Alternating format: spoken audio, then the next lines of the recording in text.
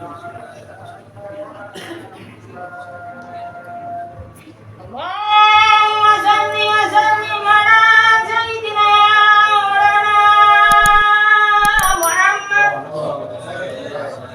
alhamdulillah, wassalatu wassalamu ala rasulillah Sayyidina Muhammad bin Abdullah wa ala alihi wa sahbihi wa man wala wa la hawla wa la quwwata illa billah. Rabbi shrah li sadri wa yassir li amri wa hlul 'uqdatam min lisani yafqahu qawli. Amma ba'd, melanjutkan pertemuan sebelumnya membahas hadis nomor 4 di kitab Al-Ba'in Nawawiyah dan syarahnya Al-Jawahirul Lu'lu'iyah yang ditulis oleh Imam Muhammad bin Abdullah bin Abdul Latif Al-Jordani. Hadis nomor 4 tentang asal usul kita ini, manusia ini, dari apa dulu itu.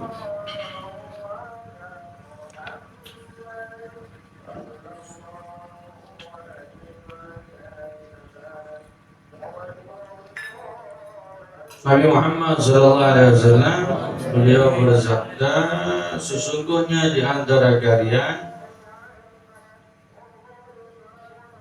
ketika diciptakan itu di perut ibu kalian 40 hari pertama itu sebagai mani. 40 hari pertama mani.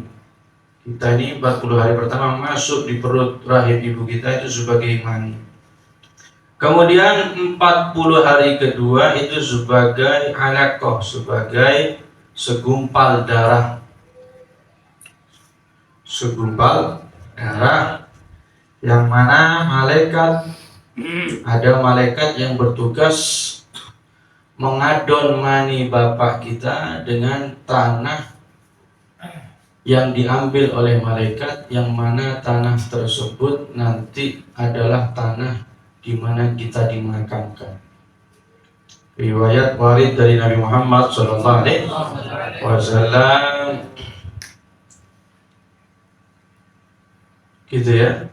Jadi malaikat pada 40 hari kedua ngambil tanah dari tanah di mana nanti kita dimakamkan. Mati di Banyuwangi berarti dulu malaikat ngambil adonan tanah dari tanah Banyuwangi. Mati dikubur di Madinah berarti dulu malaikat ngambil tanah di Madinah waktu ngadon kita. Ngadon ya, diadon sama malaikat biar jadi manusia kasar ini. Itu terjadi pada 40 hari kedua. Nabi Muhammad SAW bersabda, "Ma min mauludin illa waqad durra alaihi min turabi hufratihi." Tidak seorang anak pun yang lahir kecuali sebelumnya sudah diadon dari tanah di mana nanti dia digubur. Mati di talim, berarti dulu malaikat ngambil tanahnya waktu bikin dia, waktu ngadon ngambil tanah.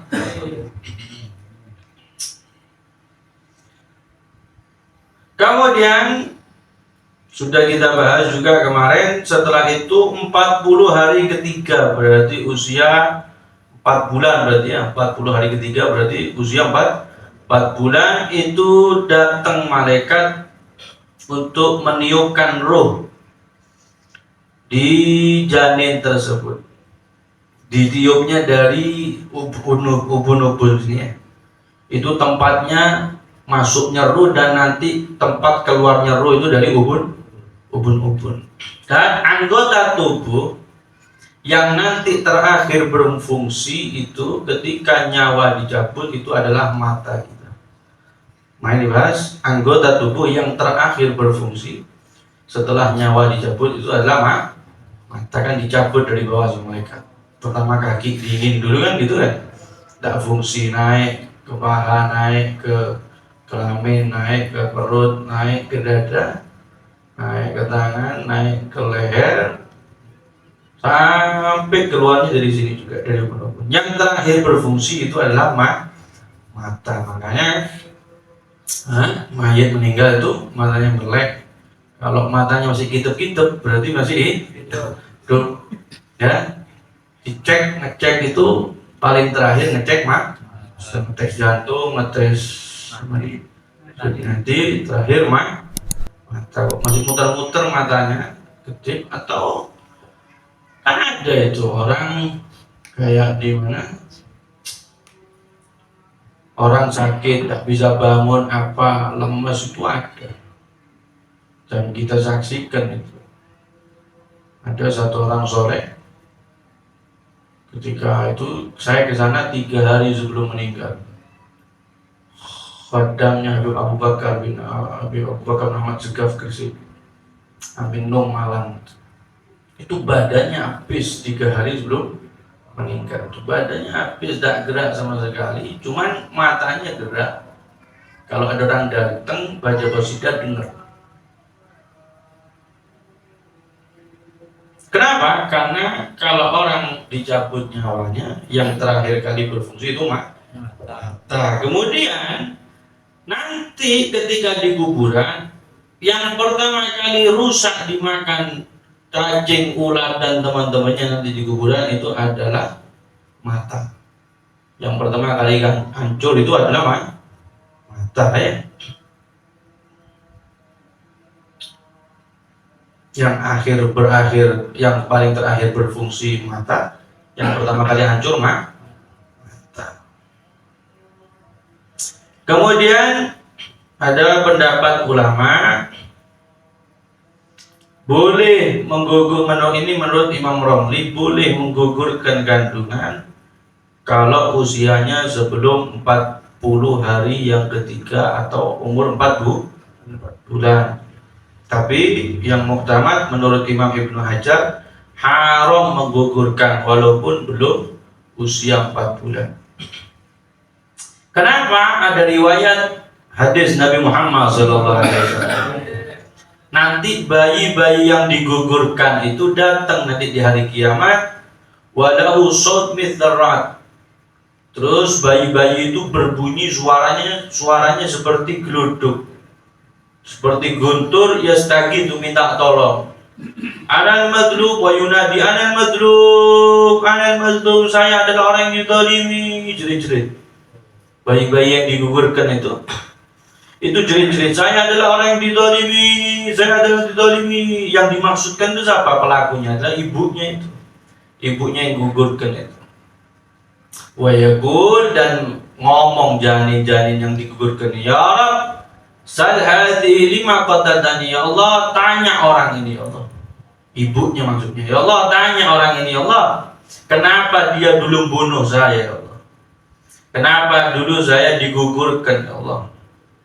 Fayaqulullah ta'ala, maka Allah tanya sama ibunya ini, lima qatalti faqad haramtu qatlan nafsi illa bil haq, kenapa kamu bunuh janin tersebut ibu, padahal sungguh telah aku haramkan membunuh manusia kecuali dengan yang hak.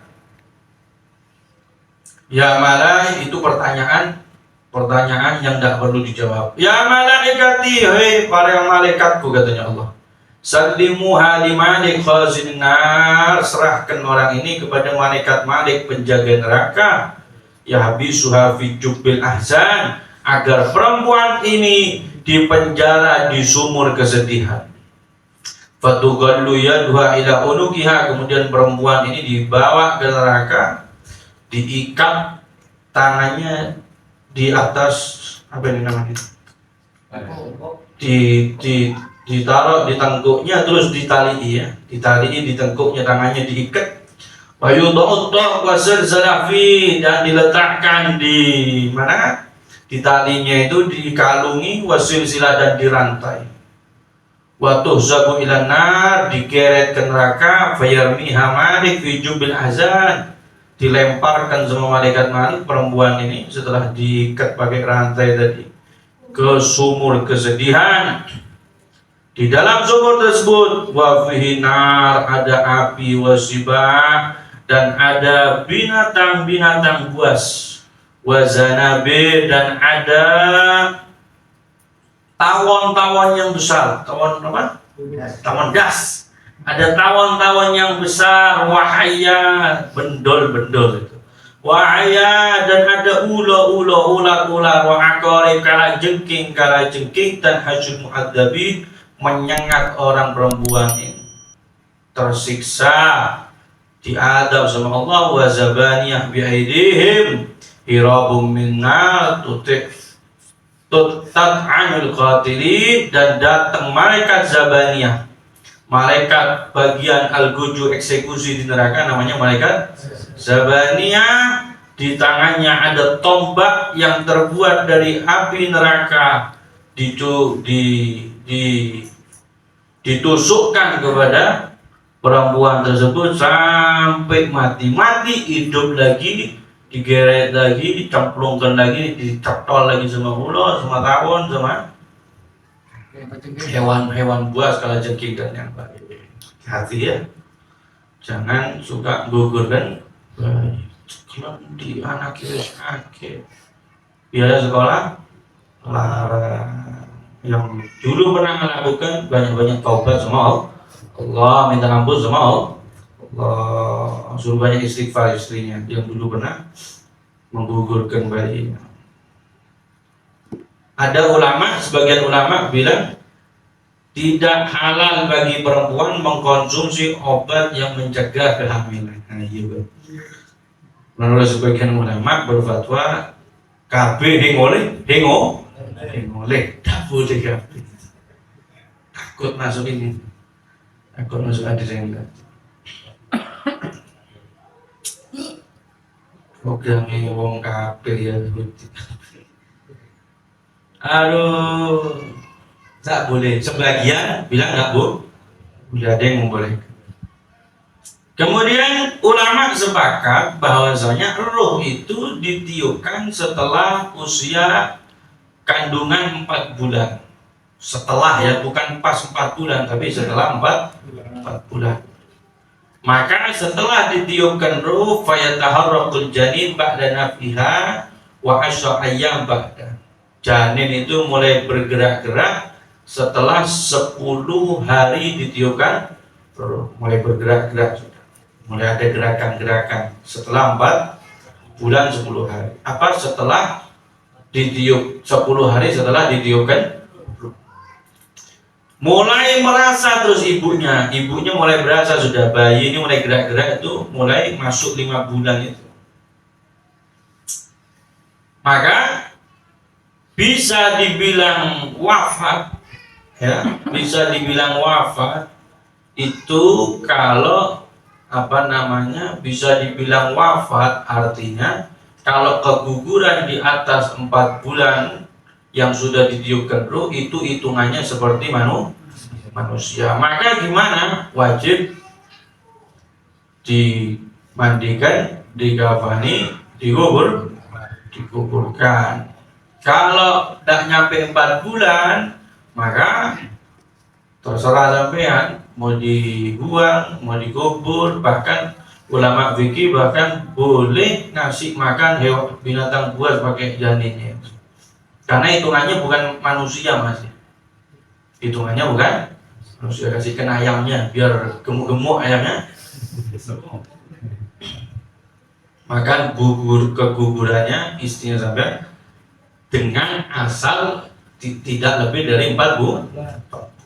Karena hitungannya belum menungso. Ketika sudah ditiup ruh baru dihitung menungso. Kemudian diriwayatkan oleh ulama bagian kandungan ya, ini belajar kedokteran ya, rodok mumet ini belajar pelan-pelan ya. Ini ulama kita, ini ulama agama itu mulai dulu sampai sekarang tidak pernah lepas daripada ilmu kedokteran. Ilmu agama dan ilmu kedokteran ini selalu berjalan bersama. Diriwayatkan sesungguhnya anak itu mulai bergerak itu sama ketika dia mulai terbentuk. Ya. Pergerakannya anak itu keras endaknya itu tergantung model terbentuknya anak. Kemudian model dilahirkannya anak itu semisal model bergeraknya mumat. Ya, aku mumat misalnya. Dan penciptaannya janin itu berbeda-beda. Pada adatnya itu berbeda-beda, tidak sama semua orang, itu berbeda-beda. Ada yang janin itu tercipta sebulan sudah jadi, sudah jadi. Dan ada janin itu terjadi kasar, itu terbentuk jadi wujud badannya manusia itu ada yang jadi sebulan 15 hari. Ada yang bilang sebulan wanisif,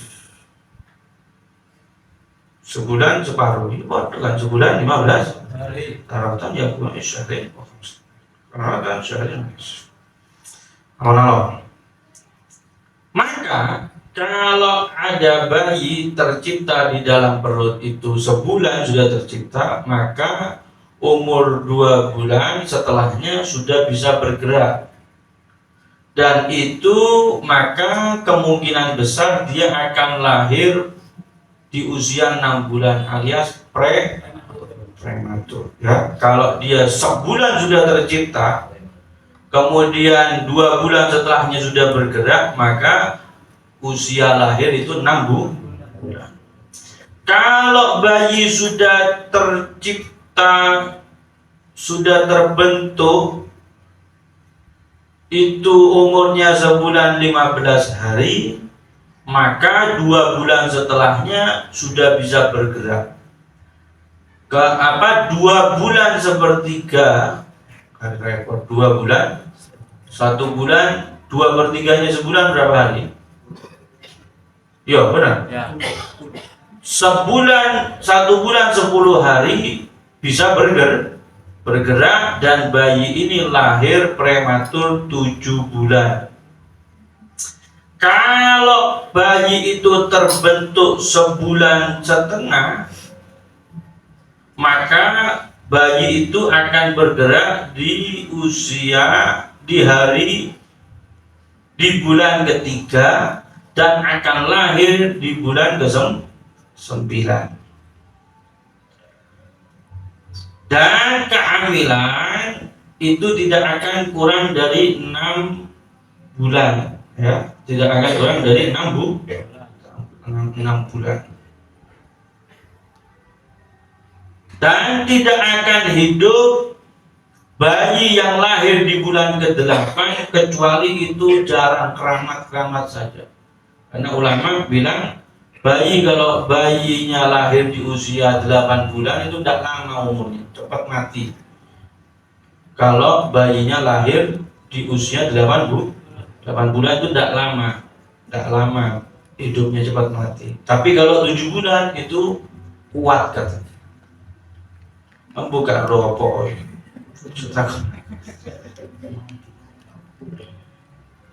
Sebagaimana Nabi Isa alaihi salam, beliau itu lahir di bulan ke-8, makanya disebut keramat, yang masih bertahan hidup pada dulu dia dilahirkan di usia kehamilan ke-8 bulan, kok masih hidup sampai sekarang. Itu siapa? Nabi Isa keramat. Yang lainnya mati, tidak lama hidupnya, cepat mati. Kalau lahirnya 8 bulan. Kalau 7 bulan itu kuat. Kemudian berkata sebagian dokter-dokter, kalau ba'dul atibba, dokter-dokter bilang, anak itu setelah sempurnanya 7 bulan itu mulai bergerak untuk keluar dengan gerakan yang keras, yang lebih kuat gerakannya daripada gerakan di bulan ke-6. Mulai 7 bulan itu mulai sudah kepengen keluar sudah bayi. Kalau sudah siap untuk keluar 7 bulan, ya, kalau di 7 bulan dia itu maksa untuk mau keluar bayi ini, dia siap untuk keluar, kharaja wa asya, dia bakal keluar wa asya dan bakal hidup. Kalau 7 bulan. Kalau dia tidak siap untuk keluar, dia bakal istirahat di perutnya ibunya setelah gerakan yang kuat tadi itu dia gerakannya itu membuat capek bayi itu 7 bulan. Jadi dia maksa keluar. Kalau tidak bisa keluar, dia istirahat di perut ibunya. Gara-gara dia lemas, gara-gara gerakan yang kuat di usia 7 bulan.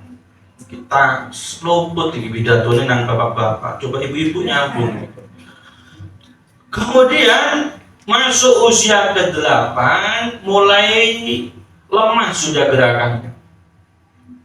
Dan mulai lemah dan tidak akan bergerak untuk keluar di usia ke-8. Kalau dia maksa untuk bergerak tetap di usia 8 untuk keluar, bergerak untuk keluar dan betul keluar, qad faqad dha'ufa ghayatad dha'f, maka bayi yang lahir bakal menjadi bayi yang lemas, sangat lemas dengan ghayatad dha'f, puncaknya kelemasan. Fala ya'ish, tidak bakal hidup tidak lama itu. Kenapa? Karena berkumpulnya 2 gerakan yang keras, padahal dia lemah. 7 bulan sudah gerak keras, ini 8 bulan masih maksa mau keluar lagi, gerak lagi, akhirnya jadi lemah, jadi kondisi bayinya itu. Kalau 8 bulan keluar ditakdirkan dia hidup, yakunu makdulan, maka yang begitu itu jarang sekali, bisa dihitung 1000.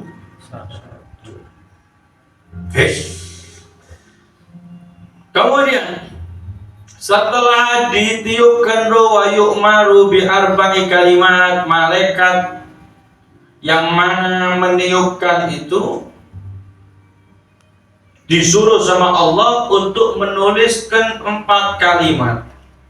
Artinya disuruh menulis 4 takdir. Itu setelah ditiupkan roh. 4 takdir itu ada yang bilang ditulis di batuknya. Batuknya aubat nakafhi, ada yang bilang ditulis di telapak tangannya. Makanya betul itu tukang Mama Lauren itu ramalan lihat di telapak tangan, karena memang 4 takdir ini ditulis sama malaikat di telapak tangan. Belum mudeng nih kan tukang tukang ramal Mama Lauren itu punya jin naik ke namanya alam nujum, alam alam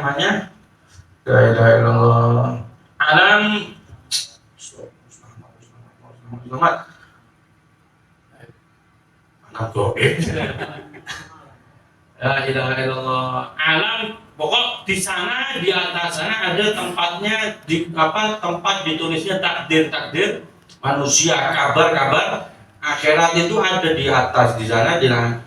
Jin ini naik, jin ini ngopeng, apa yang dia dengarkan dia sampaikan kepada bosnya, kepada Mama Lauren dan kawan-kawan itu.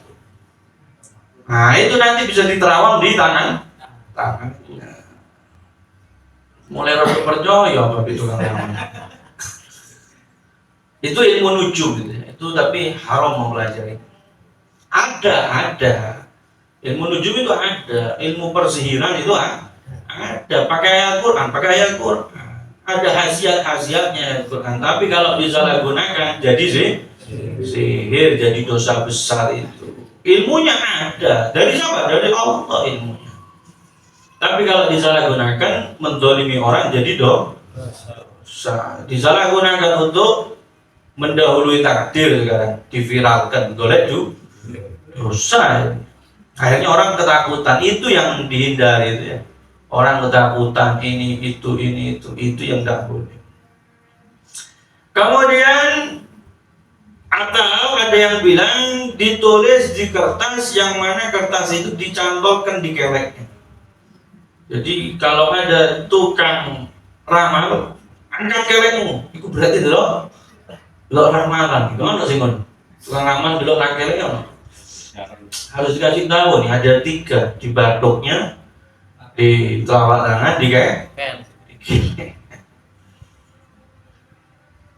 Kemudian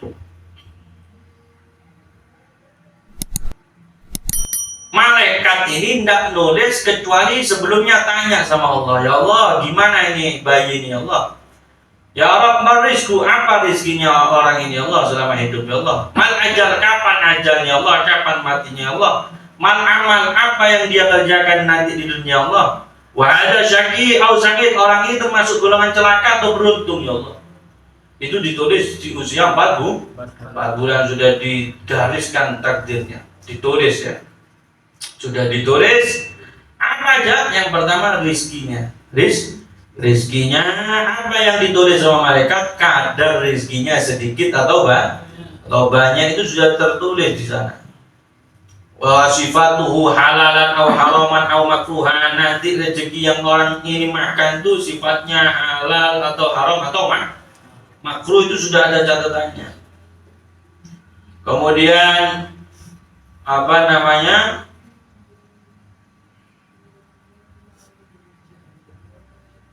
nanti dia ini kerjanya apa aja, makan apa aja, bajunya apa, modelnya apa, bahannya mahal apa yang murah, itu sudah tulis ya. Wamarkub, kendaraannya yang bagus apa, biasa, sudah motor apa Mercy, wamarkub, dan wanita yang dinikahi.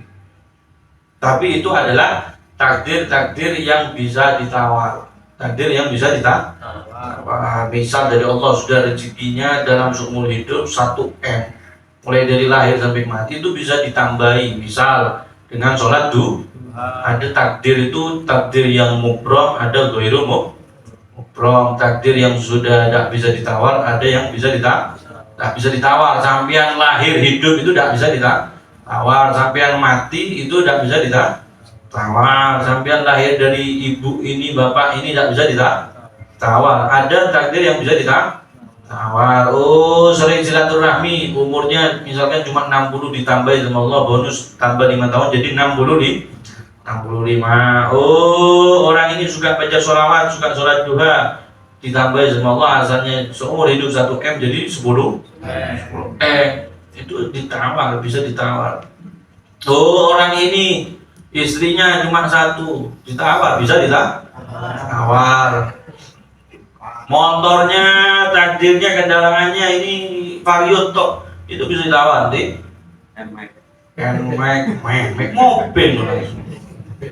Mobil pesawat itu bisa ditawar dengan amal ibadah kita yang kita sudah pelajari di tempat dimanapun, beberapa amalan yang bisa melancarkan itu semua.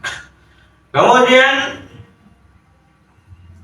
ditulis juga, ada yang mengatakan ditulis juga ilmu-ilmu yang bakal dia dapatkan di dunia. Kenapa? Karena rizki itu ada 2 macam, ada rizki zahir, ada rizki batin. Rizki zahir itu untuk badan, kalkut, seperti makanan pokok, itu adalah rizki badan. Ada rizki batin, yang mana itu untuk kulub, untuk hati, wan nufus, untuk jiwa tenang, itu adalah rezeki.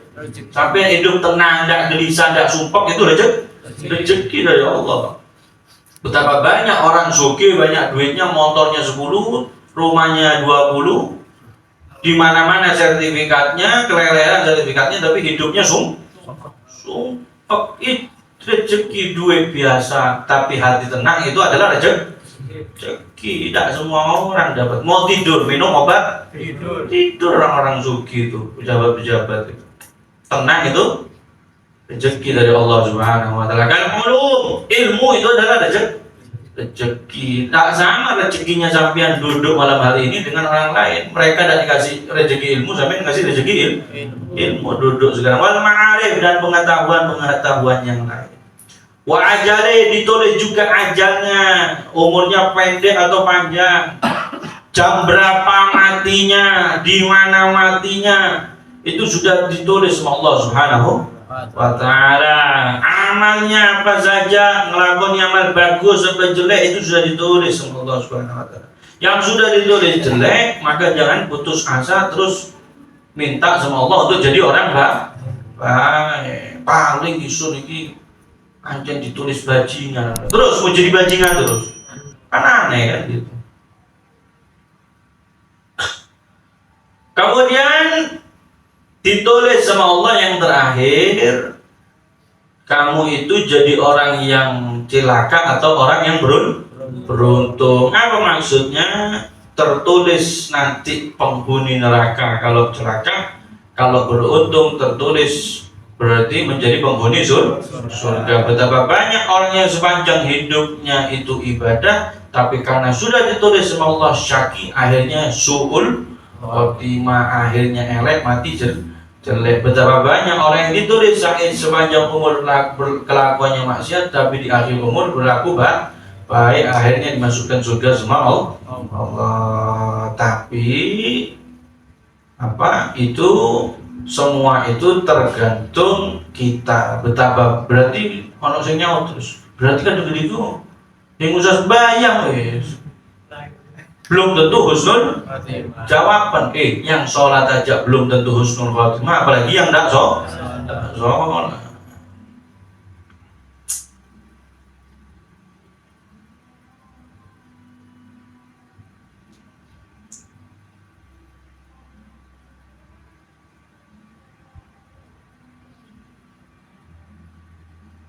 Mudah-mudahan manfaatnya. Kita lanjutkan di pertemuan selanjutnya tentang Abdurrahman bin Auf yang didatangi malaikat ketika beliau sakaratul maut. Takut beliau termasuk orang yang syaki, orang yang celaka. Kita lanjutkan di pertemuan yang selanjutnya. Wallahu a'lam bishawab. Alhamdulillah.